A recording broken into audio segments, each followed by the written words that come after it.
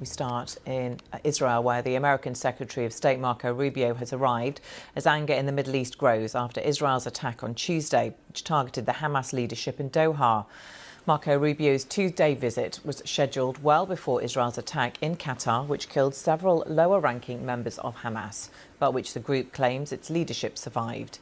He has made clear the US was not happy with the Israeli action and says he wants to know what impact the strike will have on efforts to free the hostages in Gaza.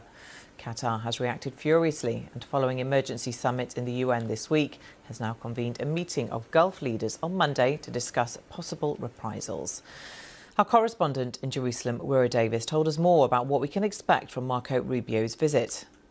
Reported to have been a very tense phone call earlier this week between Donald Trump and Benjamin Netanyahu, in which Mr. Trump is reported to have rebuked the Israeli leader over that audacious attack from the air on Hamas leadership in Qatar as they were discussing Donald Trump's peace proposals or ceasefire proposals for the war in Gaza.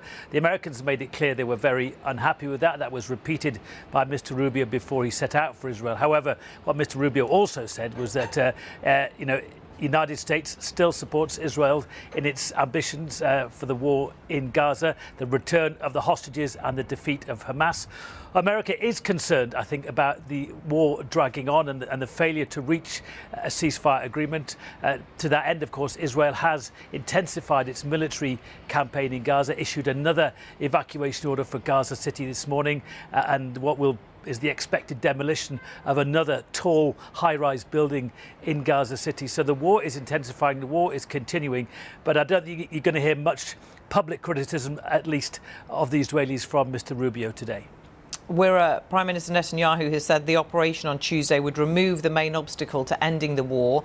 But at the latest rally of hostage families in Tel Aviv last night, they have blamed Netanyahu, saying he is the main obstacle. Where does this leave any attempts to get the hostages back and end this war? Well, there is no ceasefire process. There is no peace process as it stands. So the hostages remain in captivity. The hundreds of thousands of residents in Gaza are forced to flee. But it was pretty clear that Qataris themselves said that the attack and the consequences of that attack on Doha last week made it very, very difficult, if not impossible, to secure a deal to release the hostages. The mother of one hostage, who in the immediate aftermath of the attack said that Benjamin Netanyahu had in effect handed her son a death sentence, and that was certainly most of the sentiment at that very big protest by hostage families in Tel Aviv last night. They're very worried that the lack of progress, the continuing war in Gaza will, amongst other things, endanger the lives of the remaining hostages. Gulf leaders are meeting tomorrow on Monday to discuss possible reprisals. What could their options look like? Yeah, this is really important, and I think this is one thing that worries the Americans in particular.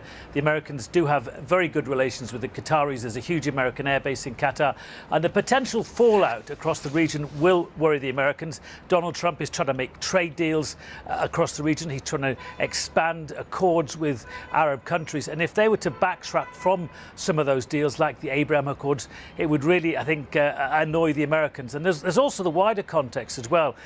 Israel is stepping up the ante, as are some of its opponents.